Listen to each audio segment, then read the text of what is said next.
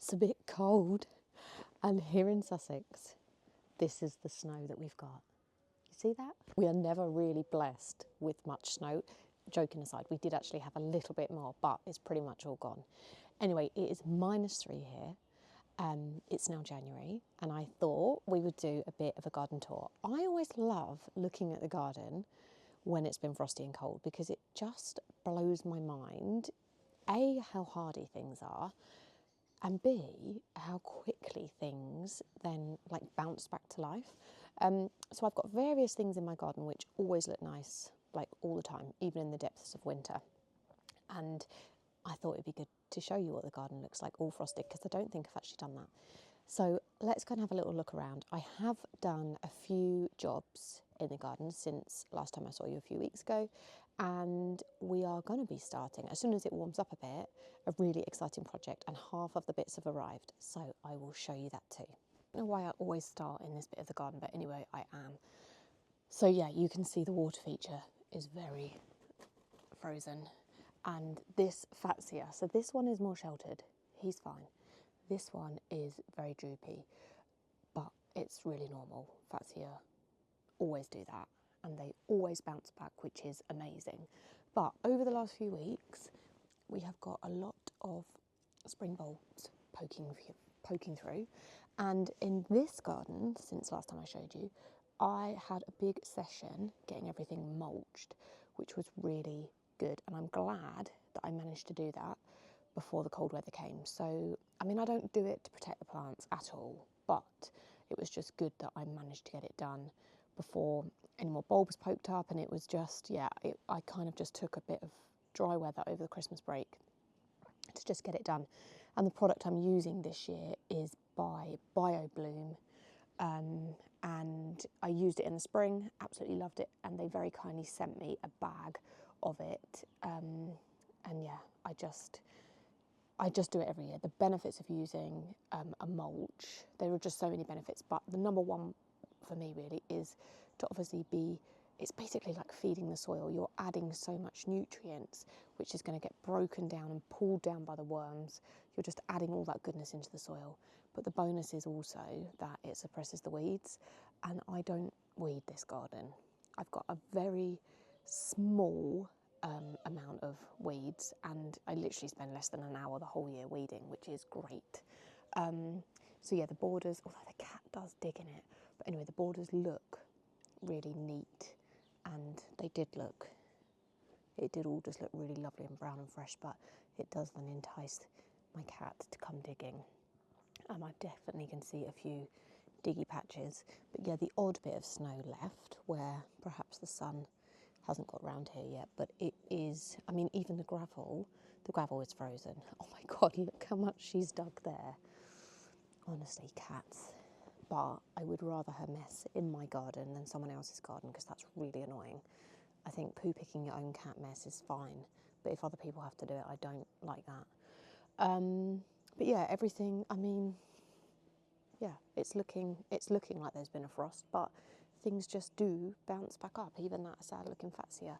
I'm really hoping that it doesn't affect the blossom on this tree, because and I spoke about this 2 weeks ago, it's never flowered so early.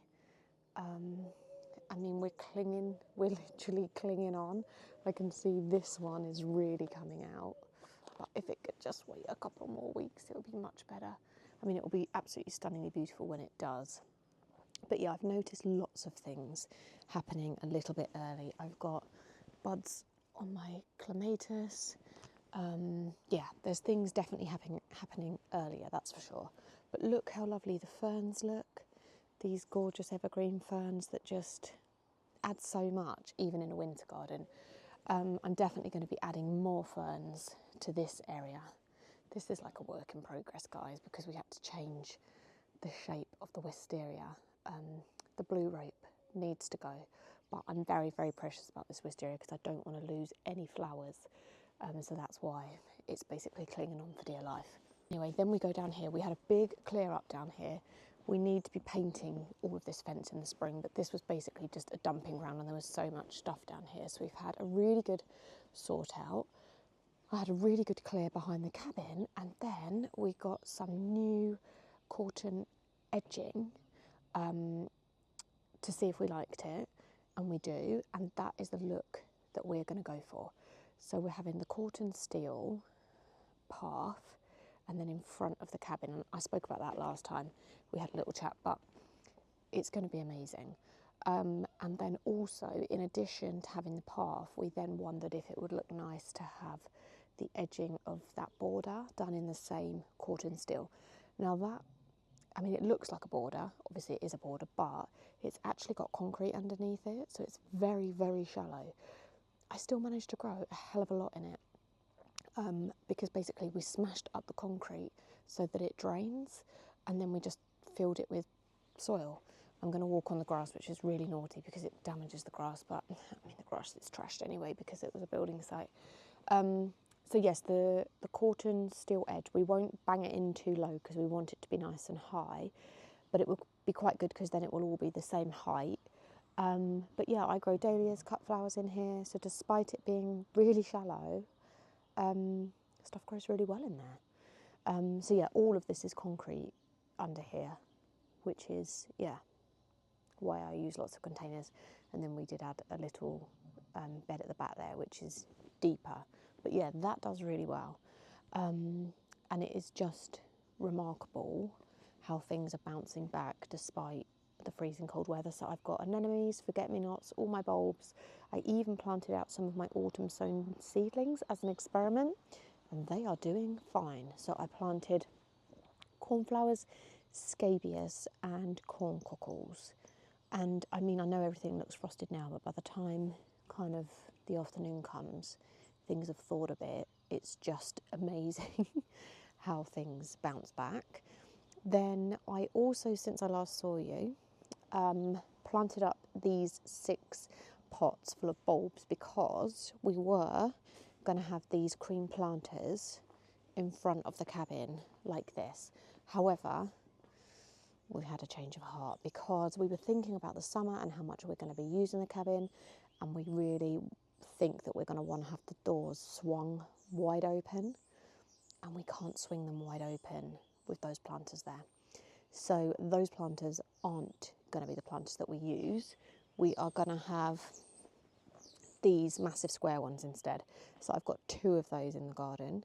So we're going to have 2 black square planters instead, which is fine. It doesn't give me as much space for planting, but I'm just going to make sure they look amazing. So I will probably go for like a dahlia, and so I'm just going to make them like 2 massive big wow pots.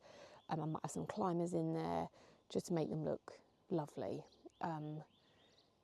Yeah, so that's happening. And then the edge of this border is going to have some grasses and some geranium roseanne.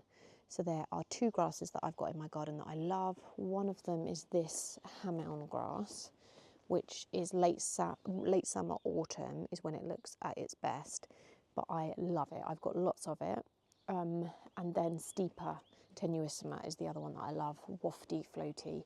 So I'm going to combine the 2 grasses to come up with some sort of, I don't know, I just want to soften the edge of this new gravel that's going to be here. And I want, when you're in the cabin and you're looking this way, for it just to look wafty and lovely. So I think probably 5 grasses and then a couple of geranium roseanne, which will just give me a bit of colour and a bit more interest for the bees.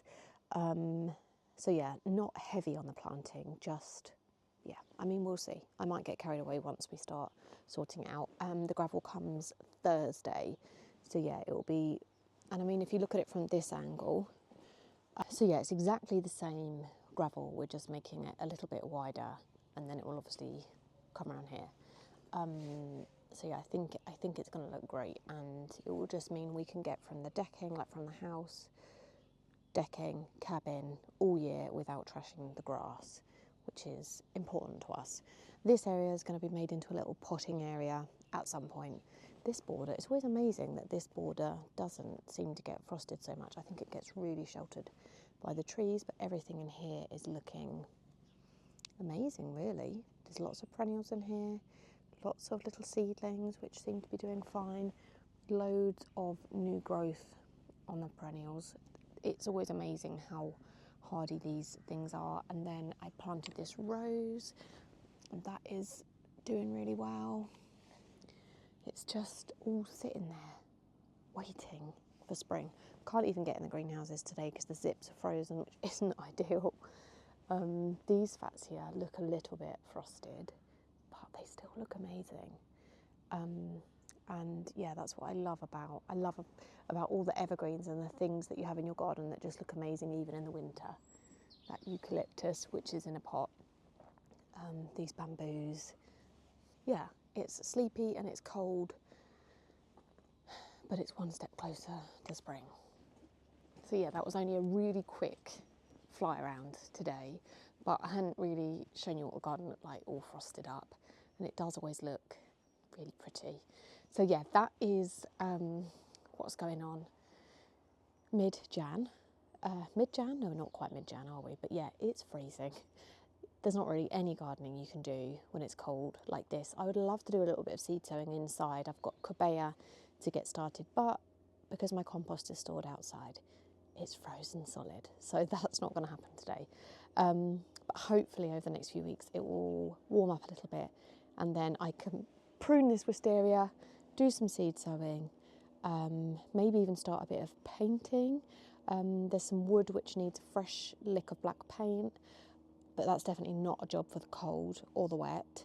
But yeah, January is just the best time for planning and thinking, and kind of thinking about seeds and plants and where things are going to go. It is the month for sitting inside with a hot drink and thinking it all through. Anyway, thanks so much for watching. Don't forget to subscribe if you'd like to see more of my budget family garden, and I'll see you again soon.